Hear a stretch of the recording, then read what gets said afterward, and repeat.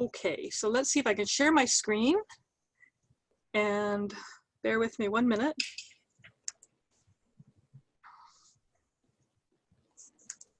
While I figure out how to actually do this.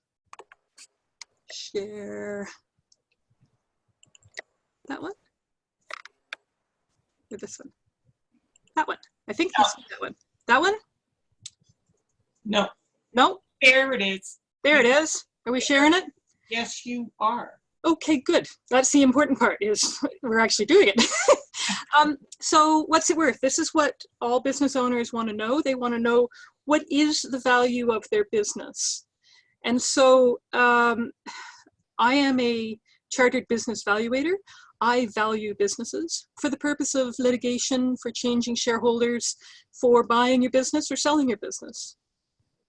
So what is value? And for me, value is a very technical question, and it's got a very technical answer. So I use fair market value.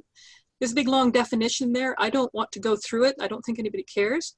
But I just want you to know that it comes down to a buyer and a seller in a market, and they have good information, but they don't have the same information.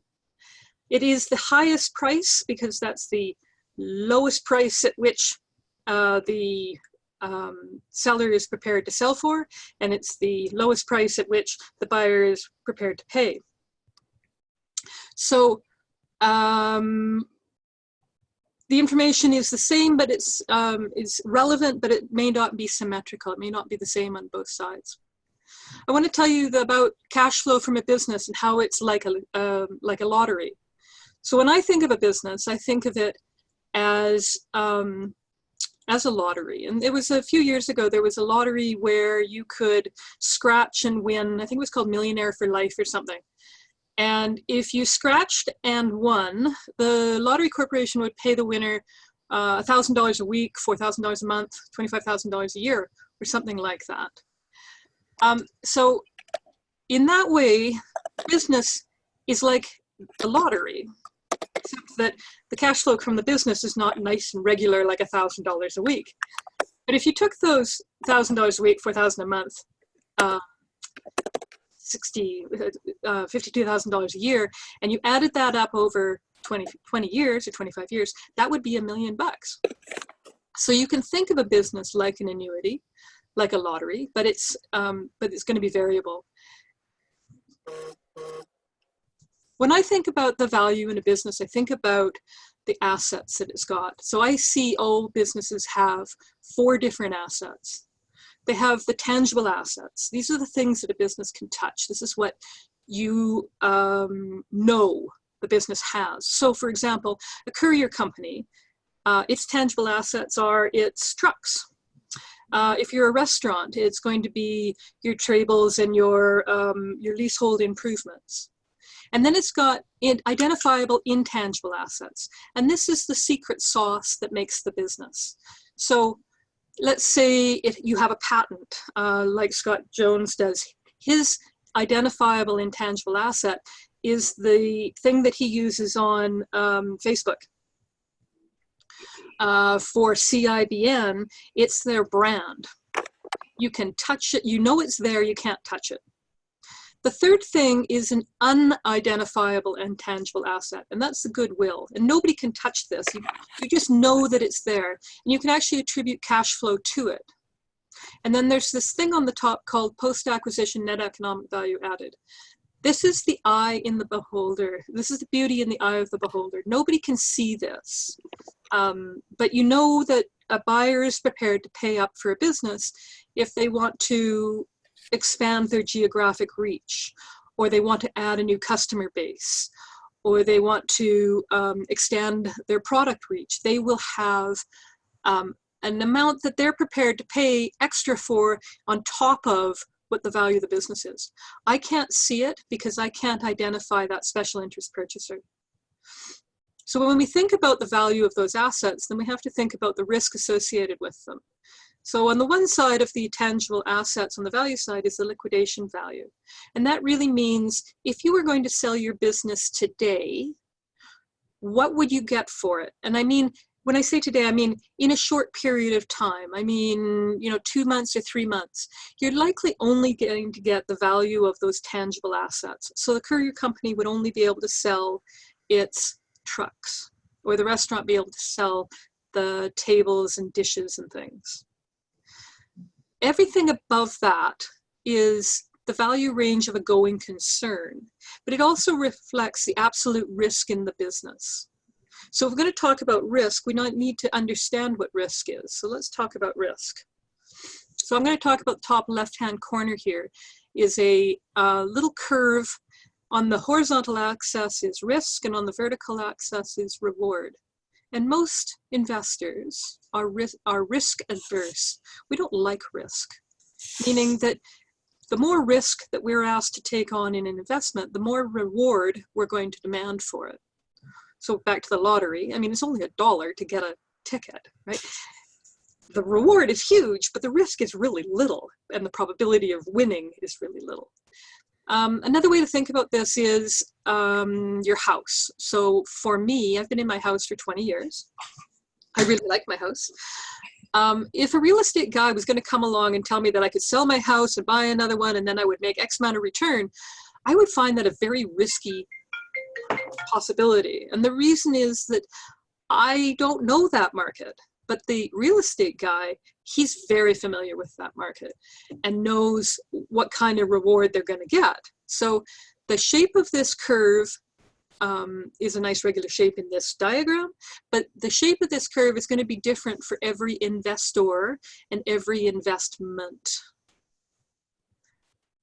On the top right-hand corner, we're going to measure the return on your investment. So let's say I was going to ask Paulette, Yes. can I offer you $100 today, or would you like it in a year from now? Ooh. Ooh. So I think you're going to want it today. Yes. Yes. And that is that you understand intrinsically that money today is worth more than money in the future. So that can come down to 3 different things. So you can think of it in, you could invest that money and you earn the reward rather than me earning the reward, right? You could, you know that you're going to lose some of the value of that money to inflation. It's not going to be worth as much in a year from now. Some of it's going to dissipate in inflation. And thirdly, you get the enjoyment of using that money for whatever purpose. You want to, I don't know, buy new clothes, something. Go on a holiday. Right? That's what you're going to do. So you get to use the money instead of me using the money on your behalf. And so intrinsically, you understand that money today is worth more than it is in the future. So if you turn that idea on its head, then you know that you can quantify that money in the future by using what's called a discount rate. Yeah. So I'm going to show on the top right-hand corner the curve associated with a $100 annual income stream, so $100 every year for 10 years. And on the vertical axis, I'm showing the value, that present value, at each year. And then I'm just going to join up the 3. So at 10% rate of return, in the first year, it's worth about $97. And in the second year at 10%, it's worth just around $85. And in the third year, it's worth about $78. And it goes on and on and on. And as you get farther out in time, the value decreases, on the present value decreases. And if you increase the discount rate from 10 to 25 to 33%, then the value of the income stream, the annuity, decreases. So at 10%, the value of that income stream is really only about $615. And if you discount it at 33%, then it's really only worth $286. And that's the way the math works. So you often hear people say, I want to sell my business and I want to get 3 times cash flow, or I want 1 times revenue or something. So this is the capitalization rate. And there's a relationship here between the discount rate and the capitalization rate. So I'm talking about the bottom right-hand corner. And you can see that mathematically they are the same. A discount rate of 50% is equal to a 2 times cap rate. That's what it's called, the capitalization rate or cap rate. 2 times, I want 2 times EBITDA, 2 times cash flow. That's what they mean. When you say I want 3 times cap, then I'm really looking at a discount rate of 33%. So discount rates and capitalization rates are the same thing. One's just the inverse of the other. There's another bit of assumption in there, and I'm just not going to go through it. It's a little complicated, but it just means that your income stream can grow over time. So when I look at value, I think about value from 3 different angles. I think about the value of the cash flow, which is that annuity we talked about. I think about the value of the assets of the business, in the tangible and the intangible assets. And then I think about what the market is prepared to pay for it. And if I can get that value inside that triangle, then I know that I've got the value right. But I need to get it inside the triangle or the intersection of those 3 points to know that it's right. So how do we do that? I'm going to give you a example here of a factory co and a consulting co. We're going to talk about tangible value versus intangible value. So I'm showing the income statement and the balance sheet for those 2 companies. Factory co makes widgets. Consulting co is a service company not dissimilar to what I do, right? Which is provide a consulting services. Okay, let's look first at the balance sheet. So they both companies have got $5 cash on their balance sheet on the asset side. Now, the factory company has an investment in fixed assets of $75. Last period it was with $100, and they have a 25% depreciation rate. And they have accounts receivable of $20. On the consulting company, their big risk is, in fact, in getting paid. The risk is not in their assets, it's in their fixed assets. It's in whether or not they get paid. So the big value is $86 on their accounts receivable, and they have fixed assets of only $9. On the liabilities and shareholders side of the balance sheet, you'll see that they both are structured the same. They both have a $20 in accounts payable, they both have $40 in debt, and shareholders' equity of $40, for a total of $100. So hopping up into the income statement, they both earn revenue of $100. They both have a 50% gross margin of $50. They both have operating expenses, what's required to run their business, of $30. They both have to pay interest on their debt, so we'll call it $5 a piece. And the big difference here is depreciation and amortization. So remember I said fixed assets for Factory Co was $100 last period, and this year period it's $75. So they had to depreciate their assets, or amortize their assets by $25.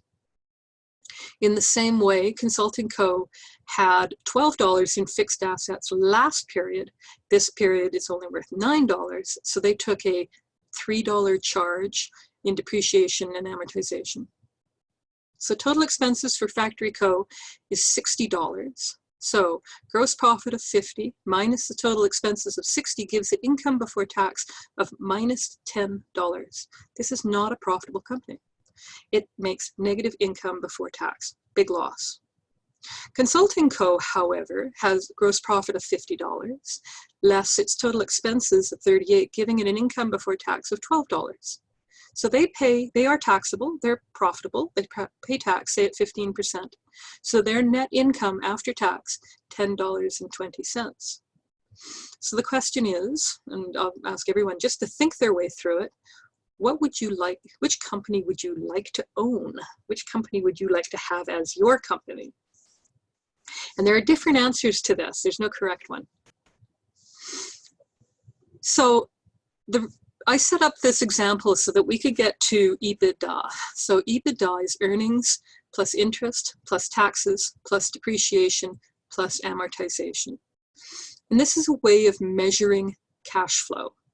And this is a good way to understand what the value of the business is, or what cash flow is generated from the assets of the business outside of the investment in fixed assets and the investment in and the leverage, the debt that's in the company. So we take net income for factory, we take minus $10, we add back the interest of 5, they don't pay tax, so 0, the depreciation and amortization of $25, and that means that the EBITDA for Factory Co is $20.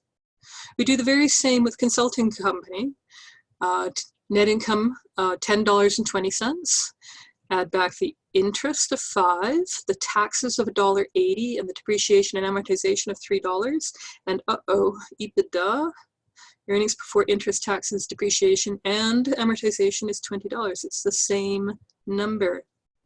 So the $64,000 question, I'm aging myself by that little thing. I don't know who remembers that game show. What's the right multiple? So I'm the valuator. And I got to tell you that not all businesses are created equal. So I'm the valuator, I get to choose. I'm going to give the factory company a capitalization multiple of five times. And I'm going to give consulting company a capitalization multiple of 3 times. Now, why is that? We'll discuss that in a second. I'll come back to it. So we take EBITDA of $20 and we multiply it by 5. Then we get capitalized EBITDA value, enterprise value, excuse me for a moment.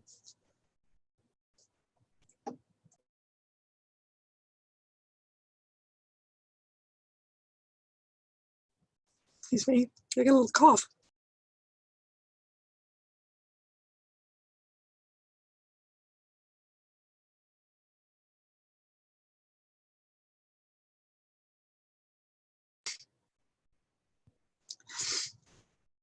We get capitalized value, enterprise value of $100 for Factory Co. We take away the debt, we add the cash, and that gives us equity value of $65. For Consulting Co., we take the $20 of EBITDA, multiply it by a multiple of 3 times. That gives us an enterprise value of $60. We take away the debt, we add the cash, and that gives us an equity value of $25. So as a business owner, your equity value is what is the value in your business. That's what you get when you sell it. The intent here is that this is not dissimilar to owning your own home. When you sell your house, say you sell your house for $100 and you owe the bank $40, you still have to pay the bank the $40. And then you get the $60 in return. So EBITDA is a really good measure of operating performance. It disregards the company's financial structure and the accounting choices. And the capitalization multiple captures the risk in the business compared to its tangible assets. So I said, let's talk about those capitalization multiples of 5 and 3. Why did I give Factory Co. the 5 times multiple, but Consulting Co. only got 3? And the reason is, and I'll go back to it, the reason is this guy. Remember we talked about the tangible versus the intangible assets? Well, that's what shows up here. So on the Consulting Co., they don't have any tangible assets. So I'm going to give 2 times multiple to Factory Co. for its tangibles, where Consulting Co. doesn't get that. And that's really the fundamental difference.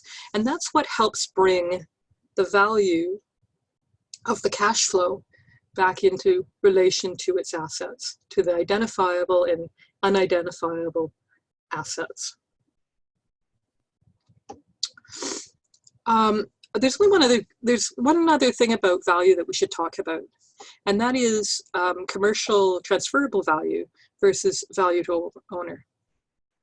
So my cartoon here says, do you want it parted in the middle? Which is the barber asking his client. And I always think this is a great illustration of customer service. The barber really knows how to treat his customers well. And there is a lot of there's a lot of value in this relationship, because you can see that the client will continue to come back to the barber. But it's not transferable. Nobody else can be that barber. Now the salon itself has value. It's got the tangible asset of the storefront and all of the equipment inside and the leasehold improvements. It's got an intangible asset, perhaps, of its location. Maybe it's in a mall and it's got lots of walk-by traffic and things. But it's still got value, and somebody can buy that value. But nobody can buy the direct value between the barber and the client. So it doesn't mean that there is no value in that relationship. It just means that it's not transferable. It's not commercial. So when we talk about business value, when we talk about fair market value, I do it in a notional context. And I want to make sure that people understand that price and value are not necessarily the same thing. Value is a way of describing what's in the company. Price is the actual transaction. So what can affect the transaction? At closing, the price can be vastly different. And these are some of the reasons why it could be different. So there's the capital market conditions. So my best example for this is in 2018, you know, you've read in the paper about this disaster that's going on in Venezuela. They're running at 10 million% inflation. 10 million, what does that mean, 10 million% inflation? That's a number that comes out of the IMF. And what it means is 6 months ago, a loaf of bread might have cost $3. But 6 months from now, that same loaf of bread in Venezuela would go for $300,000. So that has a big impact on what the value, whether or not a transaction can occur and what price that can occur at. Industry conditions make a really big difference. So if we were talking about an oil and gas company in 2014, before the price of oil fell, we would have a far different condition than we do today. How many buyers are out there, and what do they look like? What's the buyer landscape look like? Is the seller ready to transact? Are their balance sheets in a good shape? Have they got rid of all of the discretionary earnings that owner discretionary expenses that they should not have had in there? And are they fully prepared to sell their business?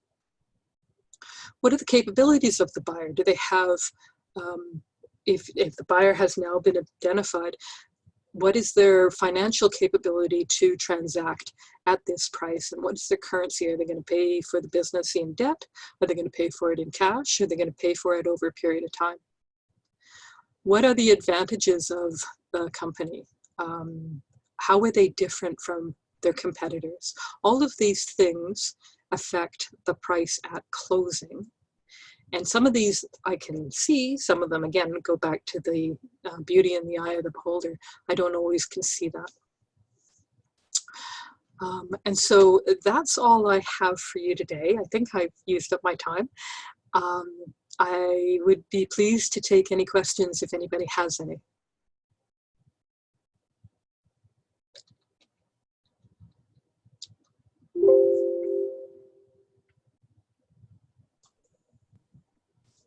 Thanks, Caroline.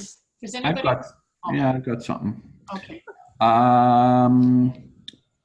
How long would you say, so most of us are in sort of early stages of our businesses, I would guess, kind of probably Carrie would agree in some of that, be it under 5 years, under 10.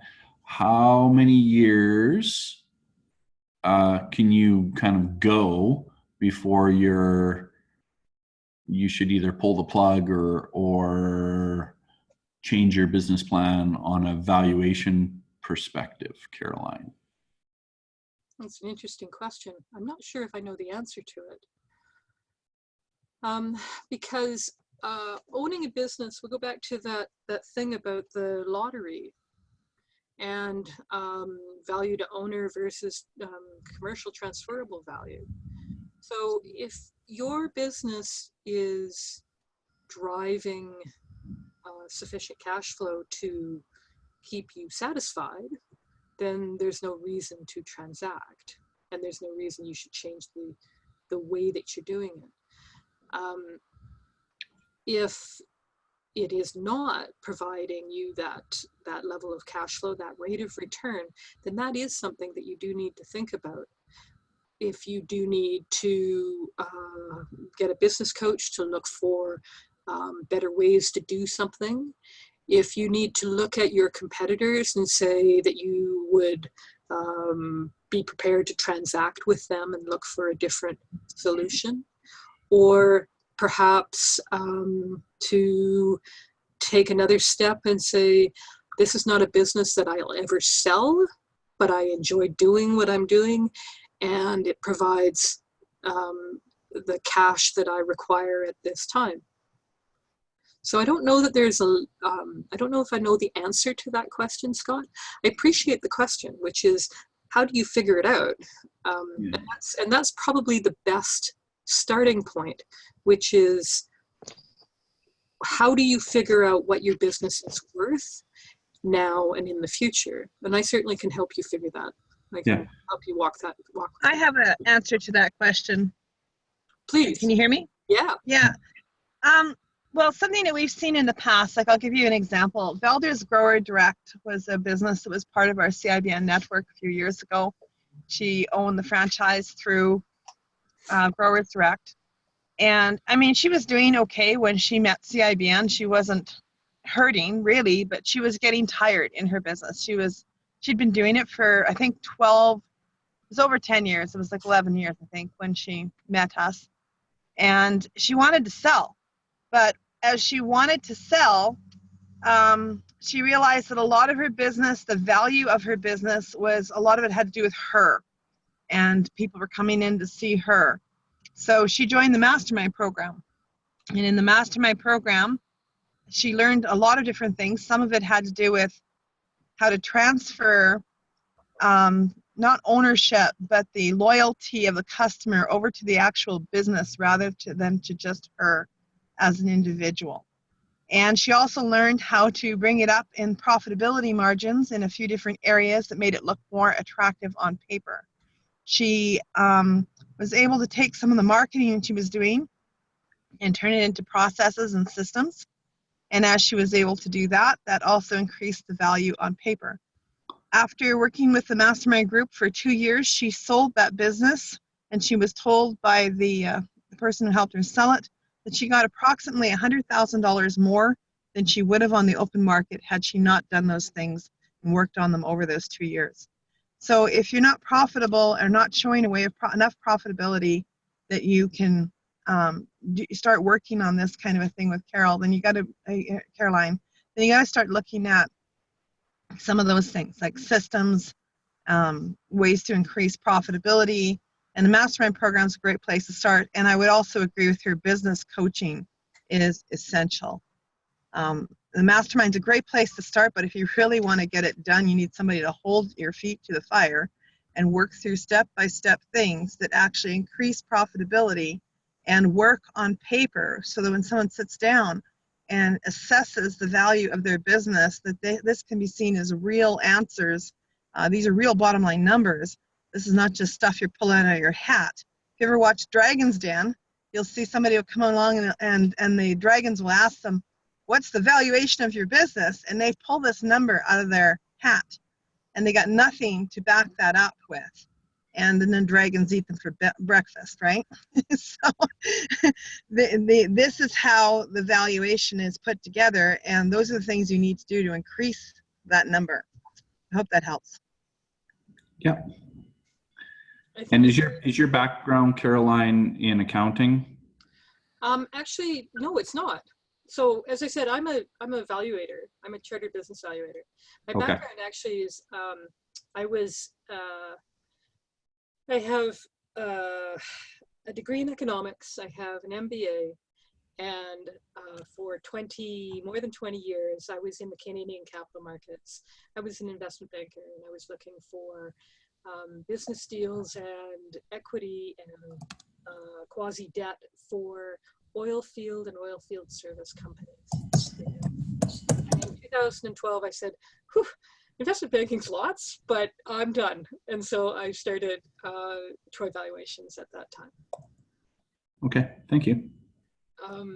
So I couldn't agree more with what Carrie said about, to address your question, Scott, about how to change what's in your business. You have to come to the realization, is it doing what you want it to do? And if it is not doing what you want it to do, then how do you make it better? And that's a business coach that you need to talk with. You need to come to CIBN and do the social media boot camp. You need to join their mastermind. You have to figure out how to get out of working in your business and working on your business, and make sure that you're not the barber. And if you're the barber and everybody associates your business with you being the barber, then you won't get the value from the business that you need to. And it's getting out of the business, being the practitioner in the business is really, really hard to do. Yeah. Caroline, I think a lot of people too struggle with profitability. I think that's a really good question, profitability and cash flow. And I think here's an answer for you on this too. If what you're doing is not profitable, it doesn't necessarily mean you need to stop doing what you're doing and stop the business. What you have to do is continually assess what part of what I'm doing is working and how much, and can I multiply that part? And then you also have to get yourself, like this is why Mastermind's so powerful, you got to get yourself around a group of people who help you think of new ideas. And you need to implement those ideas one at a time. Sometimes you get around people and you get 25 good ideas and all you get is scattered because you don't actually, you can't just throw paint at the wall here and hope that some of it drips down and it's going to turn into a painting. You have to actually take an idea and you go, man, I think this is a good idea. I think this is something that could create profitability. I'm going to work on this idea. I'm going to implement it and I'm going to test it. And if it gives me some profitability, then I know what I did. Maybe I can double the amount of effort, hours, or money that I put into it and get more of a return. If I get nothing from it or it's not significant enough, I need to stop doing that thing and go back and apply idea number 2. And you need to keep doing that systematically until you get to a place where you've got enough good ideas that are producing income, the profitability is going up. And then you've got something that, you know, is going to start looking good on paper. We don't all find those things immediately. And sometimes it's hard. It's hard to hang on while you're messing around with this stuff. It gets real ugly when the bills are coming and you still haven't found the solution. But if you keep doing this systematically, you are going to find solutions and you will find your way out of this. So to follow on with what Carrie is saying, one of the most powerful tools that I know in business is that what gets measured gets done. So if you are focusing on growing revenue and you measure ways in which you have grown revenue, then that's what you're going to see. But there's a lot of choices between revenue and net income that can make a big difference in the profitability of your business. So are there ways to save money? Is there better ways to save time? Can you get a different supplier for your costs, for your goods? There's a lot of different choices. Mastermind will help you identify some of those ideas on how do you drive more revenue, or how do you drive more savings. But you need to measure them over time and understand the output.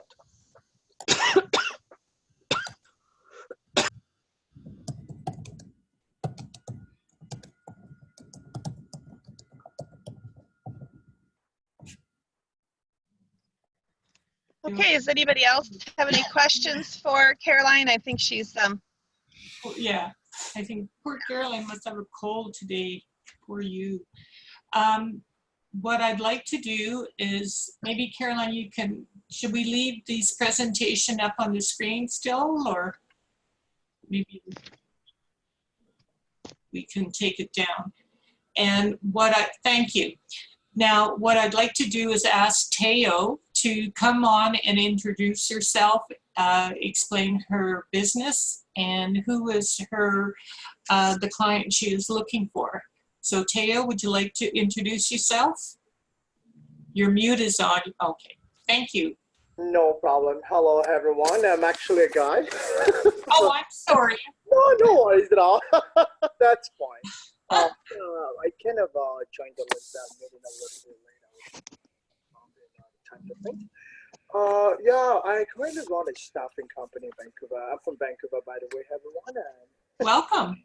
Right. So I run a staffing company. So what I basically do, I specialize in human resources, HR funding, and help companies find the right fit. And I'll just give a little bit